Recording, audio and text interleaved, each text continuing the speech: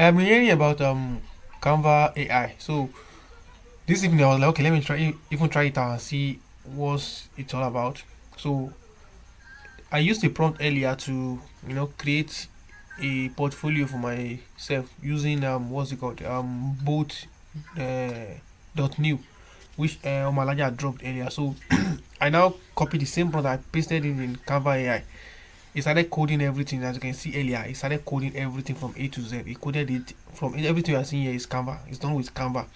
I did not type any single code because I don't really know how to code. Although I know basic of HTML and CSS with PHP, but I don't really know how to code. So I did everything you are seeing here with Canva, and it's Canva that coded all these things you are seeing here. As you can see here, this is everything done by Canva. I did not type a single code. As you can see, Canva did everything. Now I deployed it whereby I the URL, I have attached the URL to to the description of this video. So if you click on it, it's just going to show you the same as it is here. So I think if I take my time very well and I study this now, this one can even use this one to create a very good website which can be used for for yourself. You can use this one to even practice. I think it's very good.